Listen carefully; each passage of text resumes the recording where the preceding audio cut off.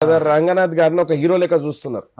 ఎందుకంటే స్టార్టింగ్ లా ఈ టిఆర్ఎస్ వాళ్ళు హైడ్రాని టిఆర్ఎస్ వాళ్ళు బీజేపీ వాళ్ళు కలిసి హైడ్రాని ఒక భూతం కింద చిత్రీకరిద్దామని చూసిండ్రు.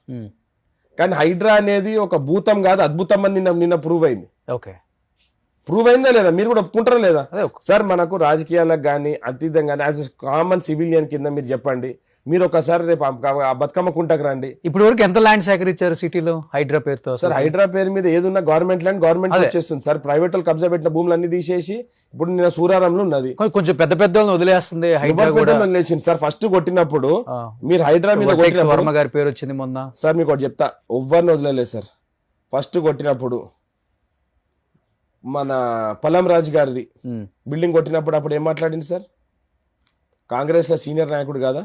ఫస్ట్ కొట్టింది ఎన్కన్వెన్షన్ నాగార్జున గారి. నాగార్జున గారి కబ్జా ఉన్న నాగార్జున గారు సరెండర్ చేసింది కదా. సరెండర్ అయిన తర్వాత ఏమన్నా వ్యక్తిగతంగా ఏమున్నా సార్ అతని మీద, లేకపోతే నిజంగా ఎవ్వరి మీద లేదు. నాగార్జున గారు వాలంటరీగా వచ్చి ముఖ్యమంత్రి గారు కలిసి సరెండర్ చేసిండ్రు. ఓకే, రేవంత్ రెడ్డి గారు స్వాగతించారు. కొట్టక ముందా కొట్టిన తర్వాత సర్వే చేసిన తర్వాత ఆయనకు అర్థమైంది.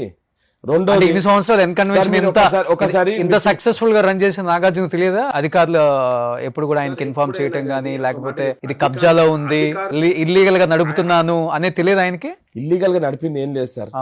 అక్కడ మీరు ఒక విషయం చూడండి, చిల్కూరు బాలాజీ స్వామి టెంపుల్ రోడ్ లా చాలా మంది ఫామ్ హౌస్లు కట్టిండ్రు.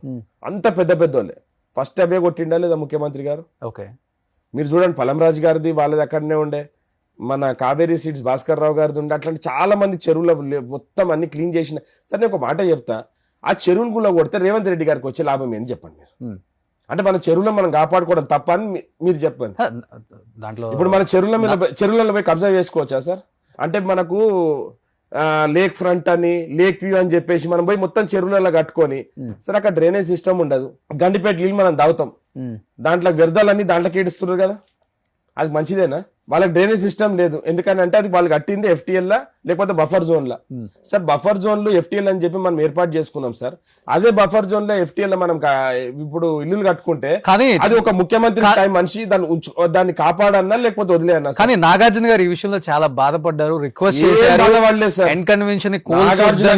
సార్ ఇది అన్ని అపోహలు. నాగార్జున గారు, నేను కూడా ఉన్నాను ఆ రోజు, ఆయన ముఖ్యమంత్రి గారికి వచ్చి ఒకటే చెప్పిండ్రు, ఒకవేళ నా ల్యాండ్ కొల్పియండి, నా ల్యాండ్ లో గిట్ట ఎక్సెస్ ఉంటే నేను ఇచ్చేస్తాను అని చెప్పేసి.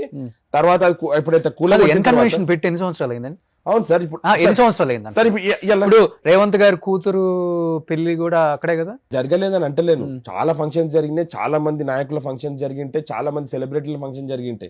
అదో ఫంక్షన్ హాల్ ఉంది కాబట్టి అందరం పోయి చేసుకుంటాం. దాంట్లో ఇప్పుడు రేవంత్ రెడ్డి గారి డాక్టర్ ఎంగేజ్మెంట్ జరిగిందంటే రేవంత్ రెడ్డి గారు ఎంకరేజ్ చేసింది ఆ రోజు కట్టుకోమని. చేసినట్లేదు సార్. రేవంత్ రెడ్డి గారు అపోజిషన్ ఉన్నప్పుడు కూడా ఇది అసెంబ్లీలో లేవదీసిండ్రు.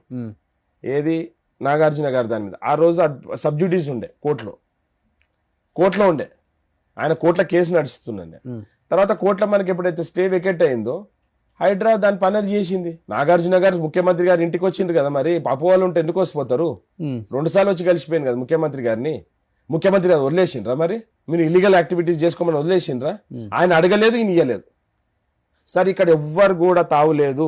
రేవంత్ రెడ్డి గారి దగ్గర ఫస్ట్ రాష్ట్రం ముఖ్యము, రాష్ట్ర ప్రజలు ముఖ్యము, తర్వాతనే ఎవరైనా. కానీ ఇండస్ట్రీ మీద కన్నెర్ర చేస్తున్నారు రేవంత్ రెడ్డి గారు, కావాలని కక్ష సాధింపు చర్యలు చేస్తున్నారు అనేది సార్. మొన్న ఒకటి నాగార్జున గారిది, ఇంకొకటి అల్లు అర్జున్ కూడా కనిపించింది. అన్ని స్పెక్యులేషన్స్ సార్. అల్లు అర్జున్ గారిని మీరు ఒక మాట చెప్తాను, కానీ ఒక అసెంబ్లీలో ఒక సీఎం స్థాయి వ్యక్తి కన్ను పోయిందా, కాలు పోయిందా, కిడ్నీలు పోయిందా, లివర్ పోయిందా, ఏం పోయిందని ఆయన ఇంటికి క్యూలు కట్టారు అనే స్థాయికి మాట్లాడాల్సిన అవసరం ఏముంది సార్? అసలు మనము ఒక సమాజంలో బతుకుతున్నాం.